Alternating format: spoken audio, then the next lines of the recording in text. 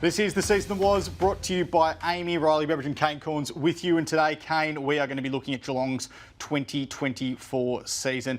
Not sure many people thought they'd make it back to a preliminary final. It's been a massive positive for the Cats this year, but I reckon their biggest positive was the way they've quietly been able to regenerate their forward line. So Jeremy Cameron kicked 64 goals this year. He's 31 years old. But their next highest goal kickers, Tyson Stengel, Ollie Henry, Brad Close, Shannon Neal, Ollie Dempsey, all 25 and under. Yeah, amazing how they've been able to rejuvenate that since they won it in 2022. Of course, Henry coming in and Bruin, and they got Bose coming in and pick 7 that year after they'd won it. So that was a huge plus for them. But then you go and find Dempsey, you go and find Manor, who's not even on this list. Of course, you get Tyson Stengel for free as a listed free agent, Ollie Henry from Collingwood. So they're in a really good spot. Jeremy Cameron kicked 64, had a big final series. He's only 31, so you think he's got 3 good seasons left.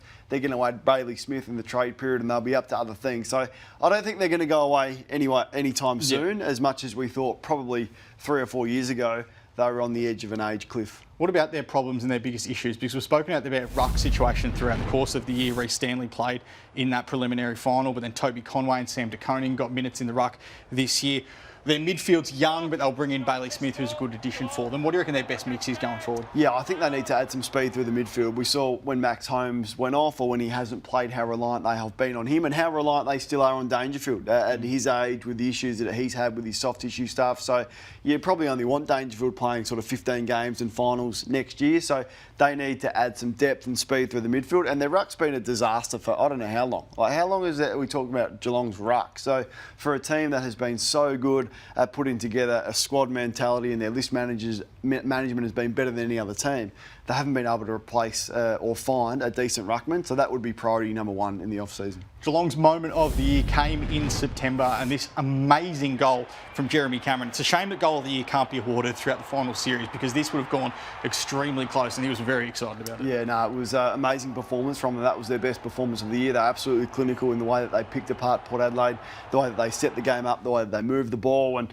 you thought, gee whiz, they're going to have a week off and a home prelim final at the MCG against a side in Brisbane that had come from outside the 4 and were on the road. It wouldn't be set up better for them than that prelim final. So I think in the end they're going to look back 25 points up in that prelim final and look back, and it'll cause them some sleepless nights for a long time. I know they've had great success, but they're hard to win, and you never forget performances like that in finals. So as good as that Port Adelaide win was, and that goal from Cameron, it amounted to not much with that prelim final loss. Their season star was Max Holmes. It was a breakout year for Max Holmes, All-Australian squad for the first time. Moved from a wing half-back position into a midfielder and became one of the most dynamic midfielders in the comp. Yeah, so I think next year he's going to have a heap more attention put on him. So if I was the opposition, he'd be the first magnet that I tag each and every week, because without that, they're quite dour through the midfield and so reliant on Dangerfield, as I said. So I think it'll present a different challenge for him, but he's clearly found his position, and that is inside. He's been trialled at half-back, he's played wing and does that pretty well, but his most value to the team is as an inside midfielder. We saw how good he was in that win against Port Adelaide in that first final. Unfortunately, subbed out with that hammy in the prelim, but had a big year, and still such a young player with a good 10 years of footy left in front of him. They've made 13 of the last 18 preliminary finals, Geelong, which is absolutely remarkable. Preliminary final would have been a pass mark for them this year, given they missed finals in 2023. What do you give them as a grade? Yeah, they overachieved for me. So A-, I think, but once again, that feeling will sit in their stomach of the opportunity that they've missed.